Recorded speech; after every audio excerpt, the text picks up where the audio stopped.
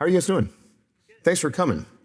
I realize this is a professional lecture, and so I'm going to try to not be ornery, Dr. Merkel, wherever you are. But I tend to be ornery, so it could be the thing. Look, I don't want it to pass before I get into my talk who we thought was going to be here today. And so I'm going to cry, and that's fine. And then I won't for the rest of this talk, probably. Vodi was supposed to be here, and I was supposed to be in the audience. And 3 days before he passed, I was in Greece with Dr. Merkel and a bunch of the NSA alums and crew. And I remember telling Dr. Merkel, I said, look, the one guy I've never met that I would like to hang out with and get to know and have dinner with is Vodi. And Dr. Merkel said, oh, he's coming next month. Come and see him. Just come to NSA and come to Moscow. And so I was supposed to be sitting in the audience. So Charlie Kirk was murdered the day we went to Greece, and Vodi died the day we came home. And the world changed. And so the gravity is not lost on me that I'm the guy up here talking in trying to fill impossibly shoes that are both literally and figuratively significantly larger than my feet can fill. But God in his providence called Vodi home, and he's doing a lot better than we are probably today.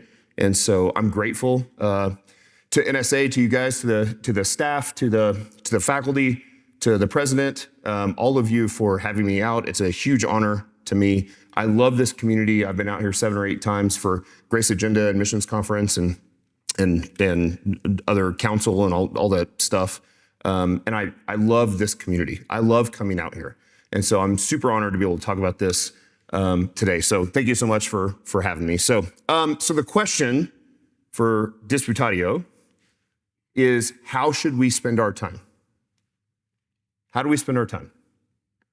And maybe a better question is, how do we spend our time to the glory of God in everything we do, right? Because that is the chief end of man, is to do everything to the glory of God and enjoy him forever. And so what I have found and what the book is about, and let me just be clear, Forbes published my book. Forbes is a secular company. It's a business secular sort of book. There's you'll see the Christian undertones in it, but I'm very excited because I'm a very reformed Presbyterian, as CREC member in a church, and that my worlds are colliding here between this business world that I've been in and my Reformed community and Moscow. Like I would have never guessed a year ago when I wrote this book and it got put out at the beginning of this year that I would be able to talk about this to this audience, because you are my people.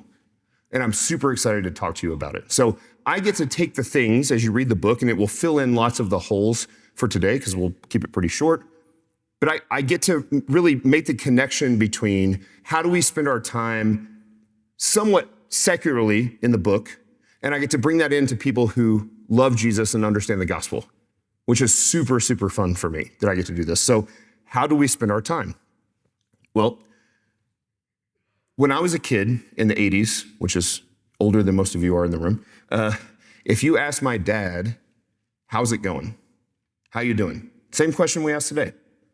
The answer in the mid-'80s was good, fine.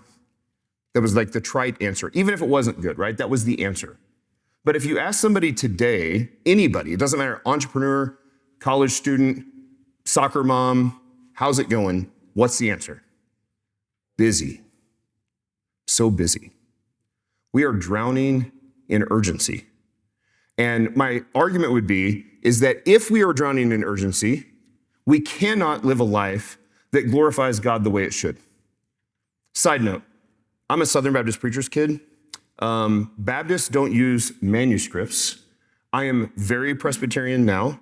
I told the scariest dean in the history of the world, Mr. Longshore, that I was that deep voice. I don't want to get called into your office, sir.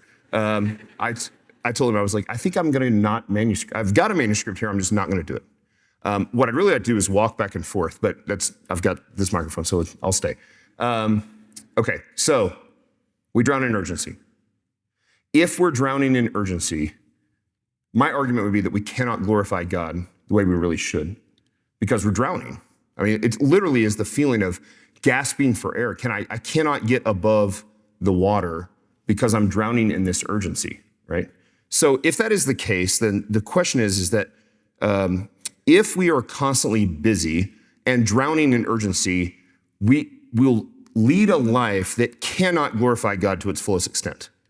And that's what I want to do, which means that I have to know how to spend my time and not drown in urgency. This is going to require, and we'll talk about this more, some voluntary hardship. We're going to have to choose hard because it's going to get us out of urgent, which is really imperative, okay? So the first thing that a lot of people do when they think about this stuff is they go, what do I prioritize? I would argue that you should deprioritize before you prioritize. Let's pull some weeds. What are the weeds we need to pull, right? We all have things in our life, everyone does, that are things that just need to be pulled. We just need to get them out of our life. So deprioritize before we prioritize. And the prioritization is really important too, right? So stay with me. So President Eisenhower, General Eisenhower, he said, I have two types of problems: urgent problems and important problems. The urgent are never important, and the important are never urgent. He's on to something, right?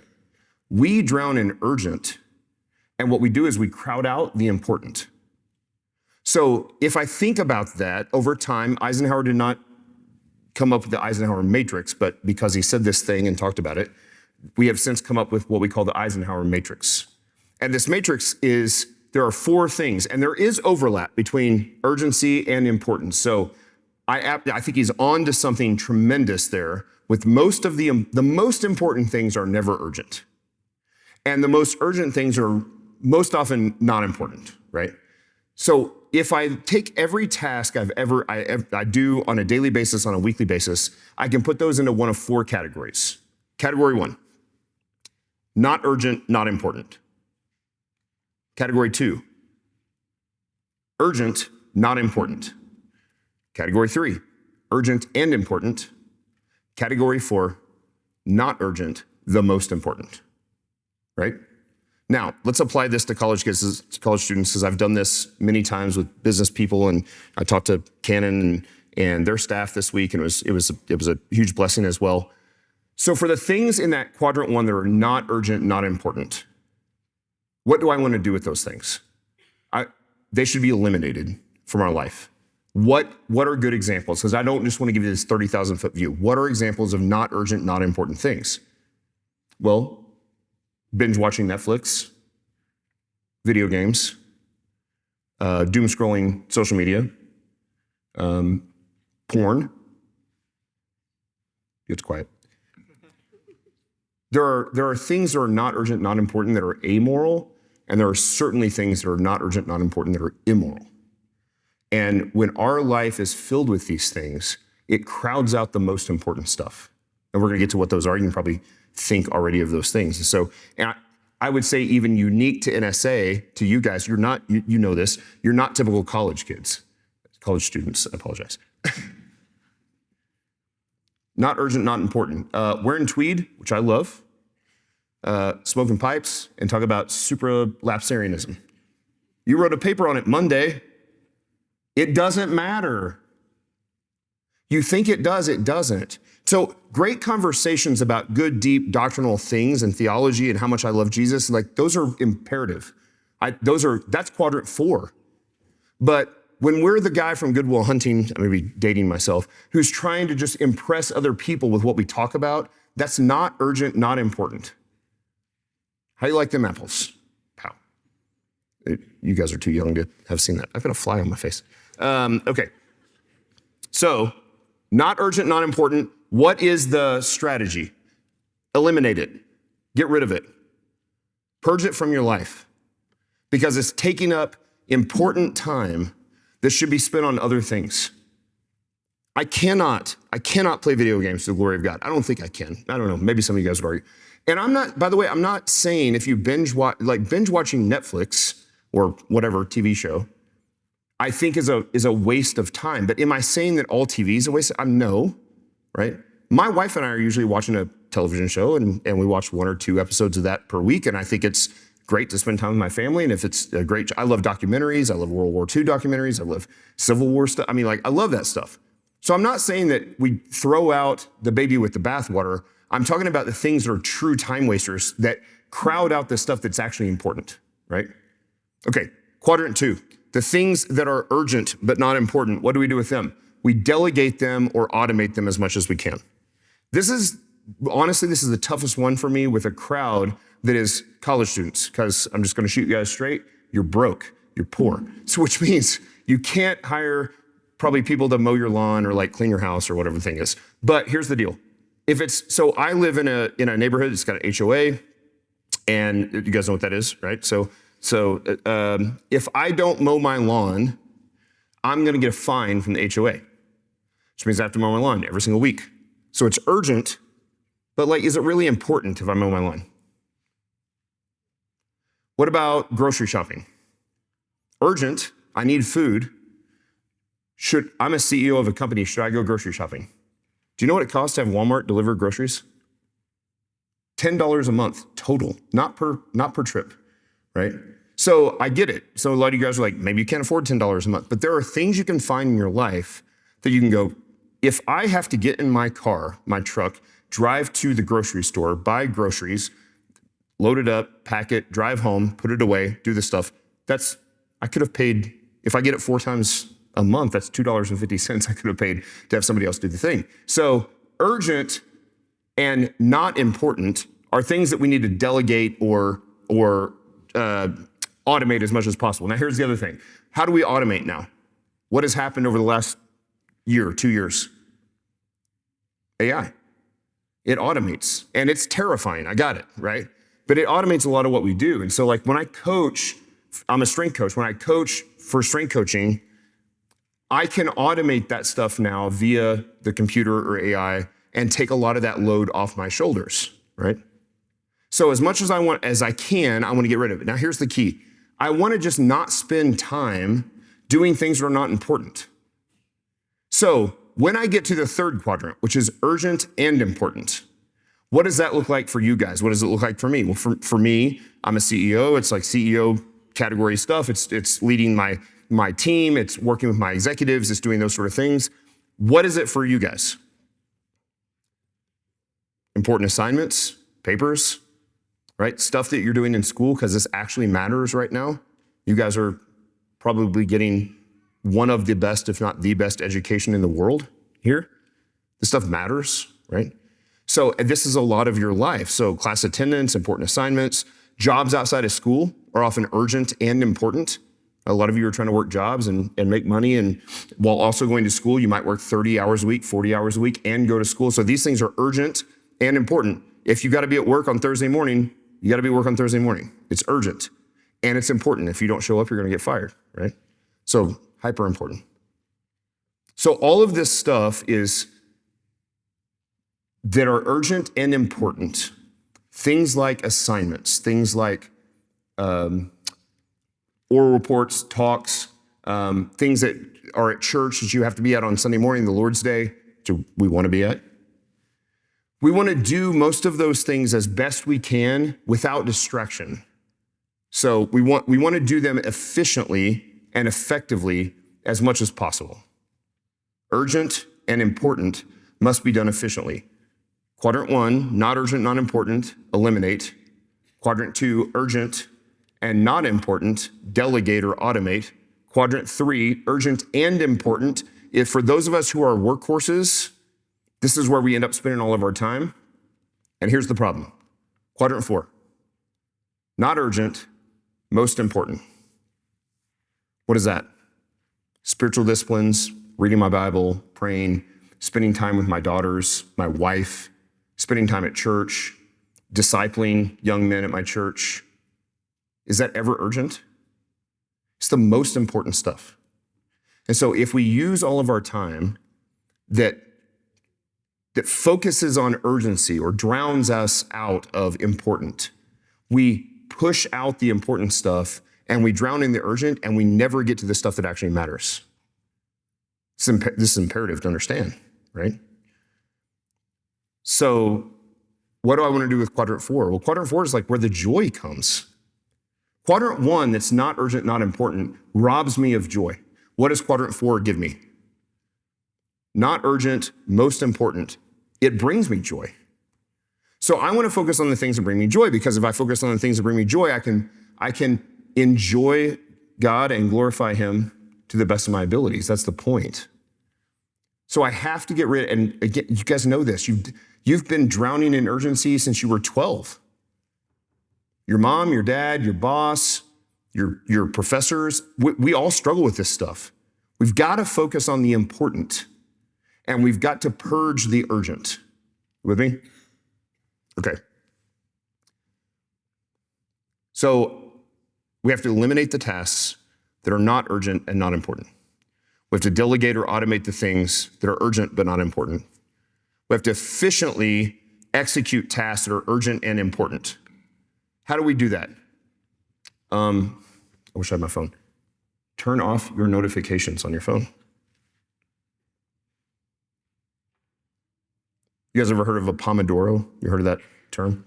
It's like a 25 minutes of like solid, focused work on a task, on a paper. So you have a paper for a class or whatever the thing is. You focus entirely on that. You don't get distracted at all. I take a scrap piece of paper, and I do this literally every day at home. I just do Pomodoros, 25 minutes of work, 5-minute break.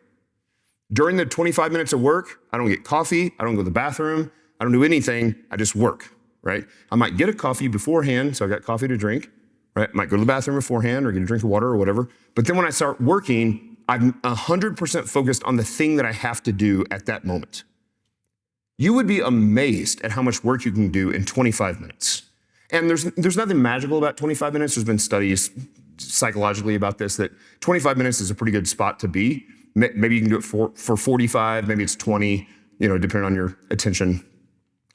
But I want to do this extremely efficiently, which means I can't have notifications popping up on my phone. I can't have notifications popping up on my computer. I have to be entirely focused on the task at hand. If you've ever done this for real, what you'll find is you can write a whole paper in like 2 or 3 Pomodoros. Probably not one, right? But you'll be amazed at how much you can knock out in short periods of time. So professors are laughing at me. Okay, in 8 Pomodoros. I don't know. You guys have hard assignments here, huh? I went to state school. It's 2 Pomodoros for me. So, yeah. Okay, so, and then the focus there is then it opens up that quadrant 4 so that we can spend as much time as possible doing the things that are super important. Family time, spiritual disciplines, reading our Bible, praying, health, fitness, working out. Is that ever urgent? It's never urgent. But I can do those things, and I can do those things to the glory of God. And by the way, I can do the other things to the glory of God as well. But if I let the things crowd out the important, I miss it. I miss it, right? So I would argue that there is virtue in this if you do it well. You guys talk a lot about virtue, I think, here, right? So Socrates believed, as you guys probably know, that virtue and knowledge were like this. And he said, virtue, if you have the knowledge, like the only reason people aren't virtuous is because they're ignorant, right? That's what Socrates says. That does not line up with scripture to me, right? The mind set on the flesh is hostile to God. It doesn't matter if that's not virtue, right?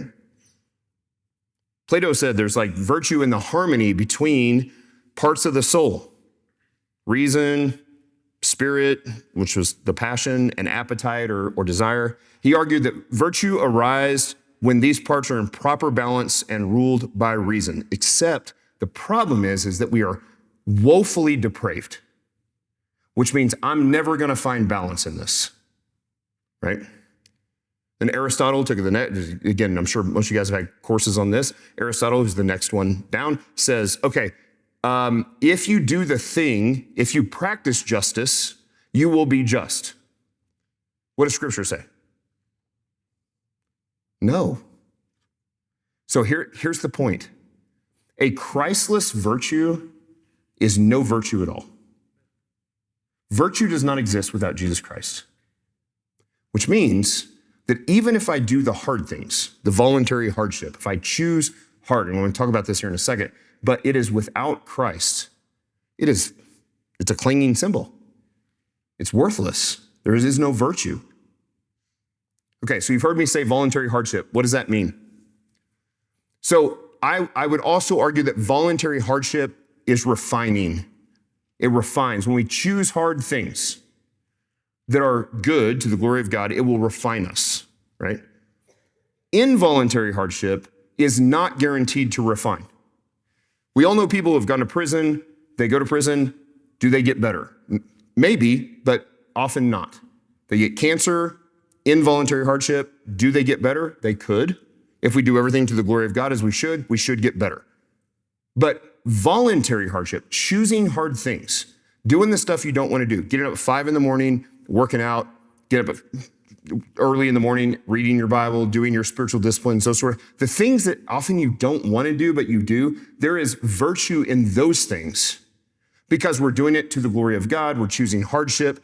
And I would tell you that if you do voluntary hardship and you choose it every day, when involuntary hardship hits, and it will, you're gonna get sick, you're gonna have a miscarriage. I mean, hopefully not all of you, but like you're gonna have hard things.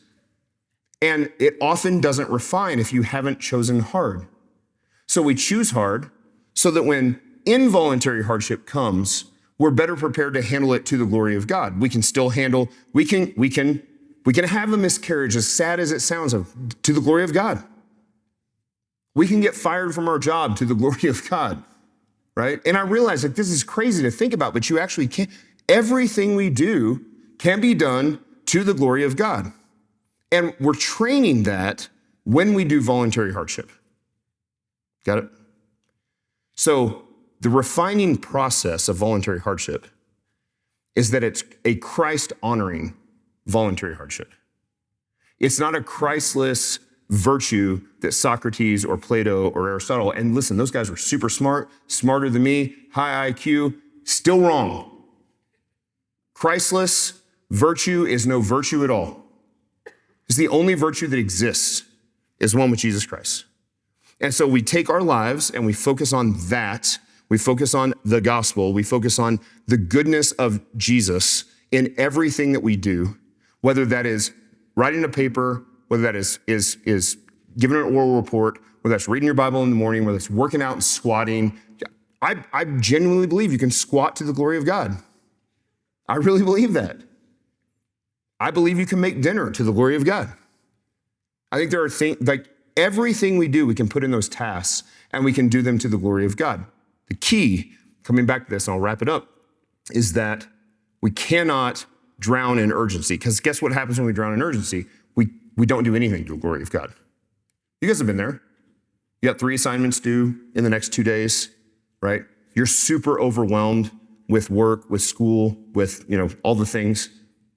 And you've been there because you're just in this spot. By the way, I'm here all the time. I would love to tell you that I have it all figured out. I do not have this all figured out. If I have it figured out, I'm so really bad at doing it. I wrote that book for this guy, not for you guys.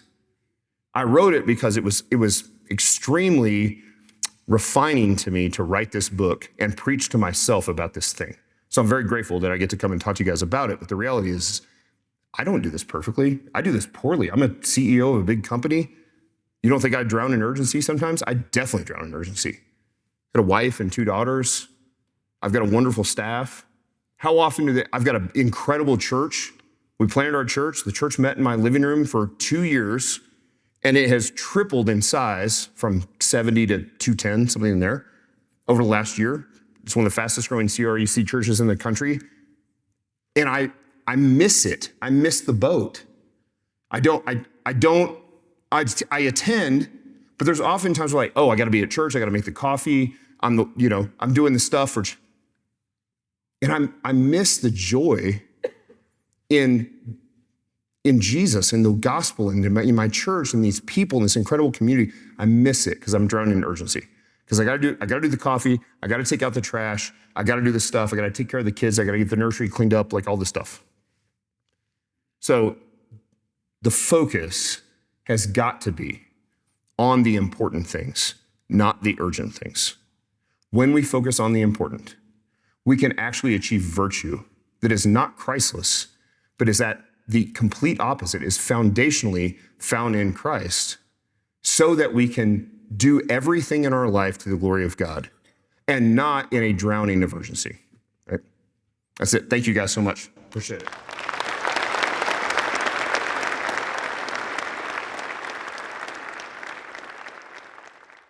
Well, thank you so much. Yes, sir. I'm going to ask a few questions to get started, and then we'll send it out to you, and you can raise your hand. I don't know that we have a microphone, so you might need to project. I can restate the question.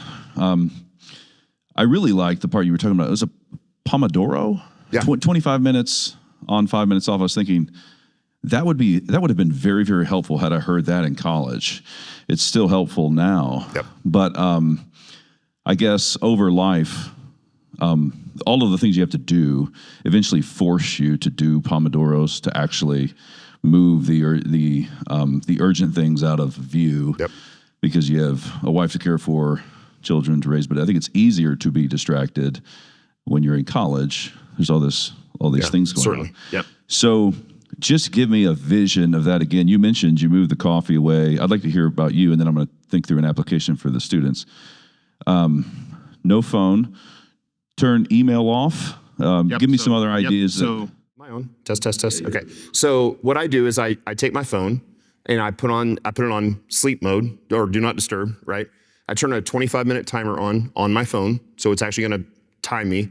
And I've had people buy me. I actually have 25-minute timers that are not on the phone, but I turn all the notifications off. And by the way, this other reason I wake up very early. I wake 3:30, 4 in the morning, not on purpose, and I don't want to. I just do. So I'm not telling you that you should wake up at 3:30 because it's a little earlier than even I want to get up. But there are no distractions at 3:30, right? So I get up at 3:30. I make coffee. I sit down and I set my phone to 25 minutes or 30 minutes, somewhere in that ballpark. I go to the bathroom, take the dog out, do all this stuff, but now it's time to work.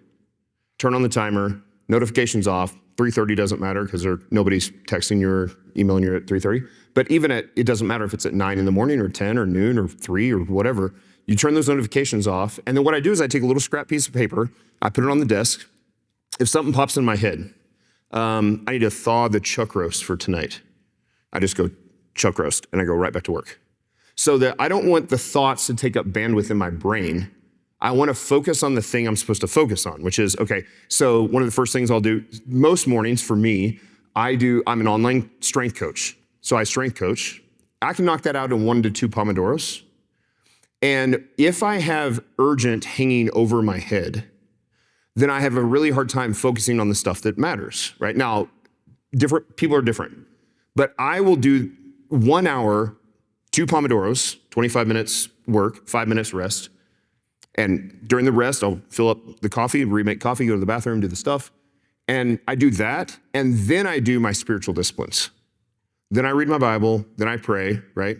Then after that, I'll usually work out. I go to the gym. Then I transition into more CEO stuff. So urgent and important. For me, I struggle with things that are holding over my head when I feel like there's a cloud of urgency. So I'm not even saying that I have this perfectly figured out, but I spend 30 minutes, hour, whatever, every morning. And then I feel like I can breathe, right? And so you think about 3:30 to 4:30. And then at 4:30, all right, time to read my Bible. Time to pray. And if I don't do that, then I often am like, I'm just faking it, man. I'm reading my Bible, I'm praying, I'm not really focused on the things I need to be focused on. And so I often will take the everyday monotony urgent, knock it out as quick as I can, and then focus on the most important stuff. Yeah, and then I wonder about the most important things. You talked about faithful spiritual disciplines. I was thinking dinner as a family. Yeah. So I can give you an Family application worship. I thought through. We have 7 children. They're all in school. They have homework to do. You can come home and it's a heavy homework night. You had sports. It would be very easy to say, hey, let's skip the dinner. Or, hey, just eat, everybody eats quick because we're pressing. And of course, there's going to be times where that would be okay. It happens, yep. But the non-urgent, important thing that came to my mind is that time where you're faithful. You're sitting around dinner. You're building culture, memories, that creating that opportunity for just face-to-face interaction about how people's day went. So, but that wouldn't happen in my life without planning, without knowing the important and not urgent thing also isn't really, most of them are not complete when you're done with that day, that focused time, right? Because it's not urgent. Yeah. You're building a cathedral there. Yeah, we're playing the long game in those things. What do things come to mind as you think about college students, freshmen to college? Like, what would that one came to my mind? That would be your term paper. No, I think it's right. So the term paper is the big thing that's at the end of the semester, right? That they know about from the beginning of the semester, so they could put it off and procrastinate, and which I think is a problem, right? But so that is a thing that must be tackled and should be tackled in a way that, even though it's not urgent, it's hyper important, right? But I also think for college students, in the same way that you and I we've all done this, like, had dinner with my family, watching Netflix on the couch, not important. But when we take the time to sit at the kitchen table, a dinner table, and we eat together and we have great conversation, the conversation is not necessarily focused on a specific topic, but we often will talk about culture, politics, whatever the thing is, the Lord, scripture, doctrine, and then we spend, 20 minutes doing family worship.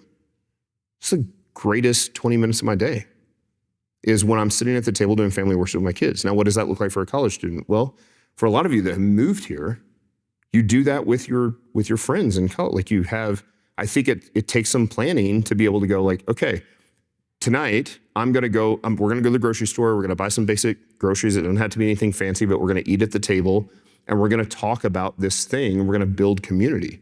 Because building community, like, again, it's not supralapsarianism. Did I say that right?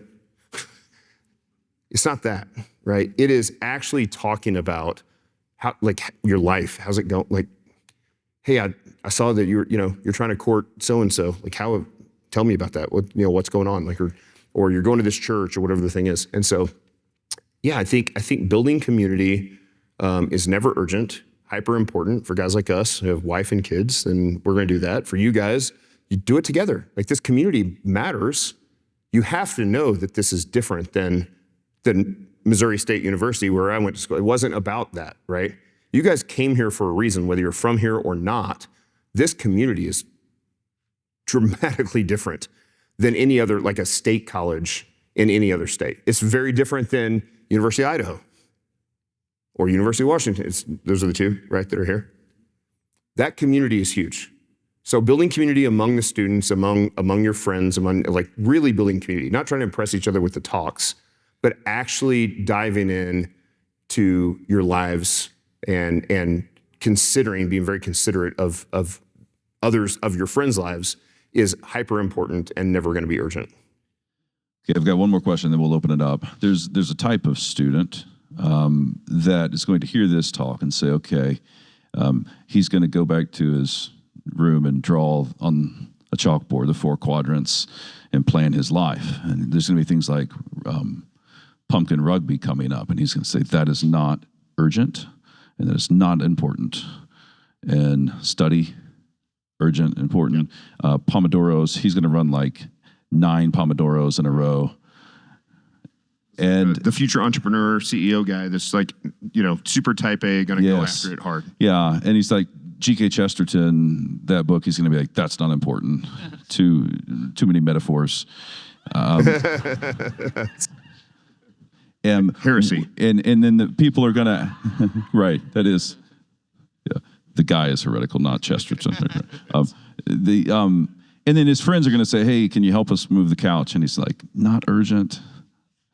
What do you say to that student? Oh, I would never move the couch. No, it's a joke. Sorry. He'd automate that. I would hire a college kid to move the couch. Pay somebody $25. I'm not going to move the couch. I'm a CEO. No, that's sorry.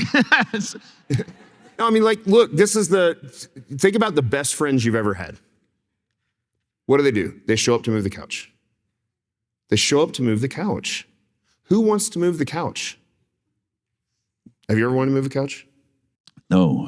I hate moving. Trust the Lord in those moments. I mean, when you're ex-powerlifter, strongman. Everybody's like, oh, you like to pick up heavy stuff. Come help me move. I'm like, I don't like to help people move. So yeah, I mean, look, it is meeting the needs of your good friends and colleagues, even when you don't want to do it. I think this is part of like voluntary hardship. If it's not hard, right? Even if you like, I love family dinners. Like family dinner is not hard for me because I like to talk about the stuff. You know what I don't want to do? I don't want to take my kid to Frozen Junior practice. I don't want to drive her across town. So those things are often like, that's where the voluntary, but you know what happens when I drive my 15-year-old 25 miles? We have a really good conversation in the truck. We have a really good conversation home. And so you realize that there's value in those things. So yeah, I mean, you're exactly right that for the super type A driven person, the papers, the focus, the entrepreneurial skills, the starting new businesses, which I'm sure a lot of you guys are trying to do, they are important. But you know what's also important? When your buddy needs help moving the couch. I think it is. Very good. All right, we'll open up for your questions if you raise your hand. If you just stand and go ahead and project. Yeah, so I noticed you mentioned that you work out pretty early in the morning. I prefer exercising early, but I know plenty of people that swear by working out in the evening. Do you promote either one and why? Work out in the morning, work out in the evening. Do whichever one you're gonna do. The one that you're gonna be most consistent at is what I've always said. I don't care. And there's studies about hormonal milieu and all that kind of stuff on certain times of the day. Like the reality is like most people don't work out. So if you find the time of day and it's 5 a.m. or 5 p.m. or 10 p.m. or 11:30. I mean, when I was in college, I'd train at 11 o'clock at night, which sounds terrible to me now, but I do it in the morning. Just do it when you're gonna do it, when you're gonna be consistent. So if you're gonna train 3 or 4 times a week, like it doesn't matter to me what time of day. Yeah, just do the thing. In the back. Thank you for your talk. My question is, you mentioned that busyness is not as much a problem back in the 80s, and I'm wondering why don't you kids were they better at delegating their time, or are there things that you're dealing with today that really Why do we all feel so busy when they didn't back in the day? That's a great question. Do you have an answer to that? I mean, I can pontificate on such things. You go first. I'll think. Yeah, I mean, look, those of you guys that are college students, you're young enough to not remember a life without the internet, a life without 400 channels on TV, streaming anything you want, anytime you want. It's like, funny story. We were, again, a Southern Baptist preacher's kid, dirt poor growing up outside of West Memphis, Arkansas. We bought a Nintendo in 1985. We could not really afford a Nintendo. Do you know how we afforded a Nintendo, Mr. Longshore? We caught mice in the church at 50 cents a mouse and bought a 1985 Nintendo, right? But before that stuff like video games didn't exist, internet doesn't exist, right? Streaming, anything doesn't. I think that we have become very busy and very urgent, so we drown in urgency. And I don't know that we didn't in the 80s. It didn't feel like it to me when I was a kid. It didn't feel like my parents did. We are a hyper type A productivity, wear it as a badge of honor, productivity sort of thing in our culture now. And so I think that's where we've gone. Honestly, it's a great question. I don't entirely know, but I know what I can see and I know what I can feel. So I have about 400 staff, employees that work for me. And I've got a fair amount of ladies that work for me. And my company is all online, and so everybody works from home. And I love it because the ladies I've got like my head of customer service. She's had 4 kids in the last 5 years, and she's breastfed all of them, and she works from home, and everything's awesome. And I'm grateful that she has a job that can do that. Except I often get messages from her at let me say that. She's not sending me private messages. So she'll send something to the staff at 2:30 in the morning. I'm like, why is she sending messages at 2:30 in the morning? Because she's still in the midst of the job that she works for me, that I've tried to make it so you don't have to drown in urgency, probably feels like she's drowning in urgency. And it's gross to me. I don't like it. So, again, don't have it all figured out. Don't have this all worked out. Still watch my staff spend sometimes working 60 hours a week. And I go like, this is not good. right? Yeah, I don't know that this is answering like the historical development, but one of the main reasons we feel so busy is because we're doing all sorts of things that we shouldn't be doing. We're getting to other people's business. There's a worry to it, and we're frazzled. And so you mentioned all of the choices, which is that's probably a good historical answer. All the choices that are available, Spotify, the cloud, all the songs, and there's something like we're losing meaning, purpose, locality. I think that's a part of the game. But I would say practically, if you find yourself very busy and frazzled, it's probably their covetousness and greed makes one get like that because I want more, and also taking the passing dog by the ear, and you're involved in all of these other things, and so you're kind of worn out because maybe I think the gossip on campus, that kind of thing, or you're really concerned about that other girl's relational problems or that other guy's stuff because it's actually much easier for me to worry about his problem than to confess my own stuff and take care of my own garden kind of situation. So that's what comes to mind with your question there. Just to follow up, I think, again, if being super transparent for me, there's a pride piece of this. I want, deep in my soul, in my depraved soul, I want to accomplish more than anybody else. And I want other people to look at me and go, look how much he's accomplished. Look how much he's done. Look how much he's worked. Look how much he's, look at the success of the business or wrote the book or did the thing. And deep in my depraved soul, I know that I'm doing this because of pride, because I want people to think better of me. Look at how much he accomplished. So if that's you and you're that type A, this is, you guys have heard this before, but men especially, and this certainly can apply to ladies as well, we tend to have a sin of either overworking or passivity, laziness. I'm an overworker, and I don't think one's better than the other. They're both sinful. They're both gross. But I will often overwork because I want people to think awesome of me. Look how much he did. So I'm not a video game player. I'm not a waste time, lazy guy, but I'm still like an overwork to the detriment of my family and my relationship with the Lord. Like that is very much a thing that I still struggle with. Again, I just want to be clear. Like I don't have this figured out.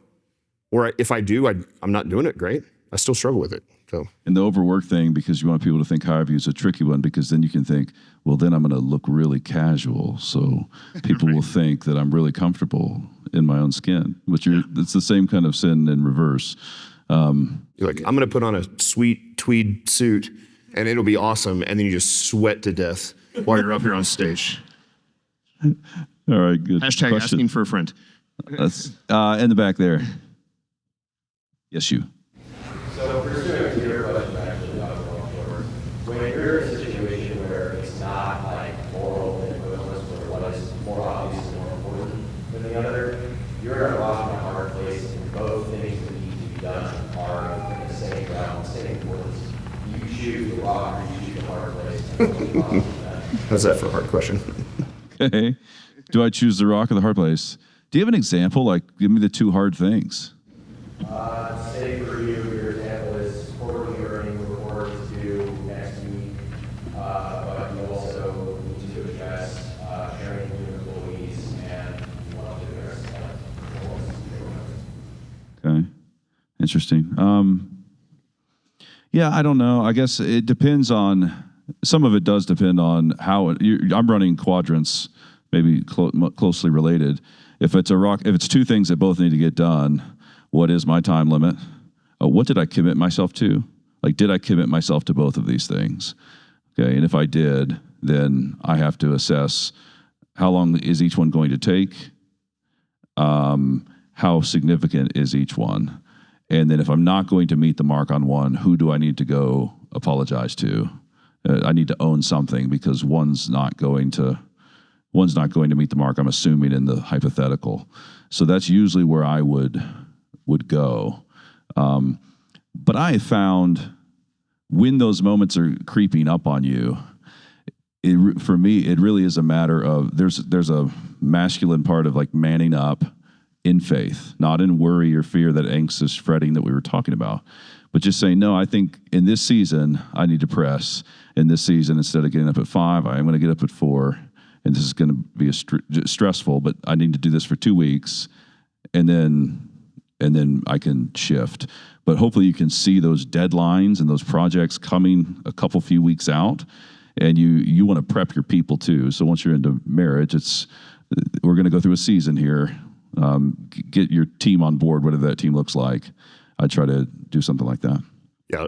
So I talk about this in the book. I didn't talk about it in my talk, but you guys will see it. It's kind of a little breakout for a couple pages, that there are times where it has been so urgent, urgency and importance was hitting the business, and we had to do a thing, right? We had to raise we had to raise money, we had to raise capital raise, we had to do the board report, whatever the thing was. Those are often, like, those super urgent times are not always bad. There are times where there's a refining process to urgency. And it often is very galvanizing to my team. I can go back and look I was sued in federal court in 2019 for trademark infringement, and it was the most painful thing I've ever gone through in business. It was also the most galvanizing thing that ever occurred to my team, because we worked as a team to make the business survive. And so this is maybe an example, like, what are you gonna do? Let it fail? Let the business fail? I guess you could have, but then there's 400 people that can't pay their mortgage or their utility bill. And so failing was not an option. And so we said, I can remember I was in Mexico when the thing hit, and I had to have the emergency meeting on Friday night. We worked through the night on Friday into Saturday. And we look back, and what's crazy about this, it was just so stressful. And now the team, and this was in 19, so it's 6 years ago. And we look back now and we go, man, that was awesome. What a great week. Like, we all came together and did the thing and accomplished the thing. So there is time, I think, when urgency can be fine. The problem is when, I think what will often happen is in our central nervous system, we get this constant cycle of being in urgent, and we don't know what to do with silence. We don't know what to do with calm. And so we just stay in urgent mode all the time. And the next thing you do, you go like, oh, I've burned myself to the ground. I burned the candle at both ends. And so. Yeah, that's very good. I'll just because undoing urgency, you're undoing the unnecessary urgency, the urgency that's there because there's an aching in the camp. That was something that we did. But then the world we live in, like you just mentioned, there's going to be a famine. Well, famine's a different situation. So whatever entity you're a part of, whatever, if you, I can imagine the way you shouldn't apply this is Dr. Longshore, the reason I didn't do any of my papers that were assigned this term is I was trying to undo urgency. A famine. I was trying to undo urgency. No, like, those things are present and objective. You want to get rid of the emotional bad choices, that kind of thing. Yep. Good? Yeah, there's time. Urgency sometimes is necessary, and you've got to fight through it. And it can be refining if you do. Very good. Thank you so much for being with us today. Thanks for having me, sir. Thank you, guys. Thank you so much.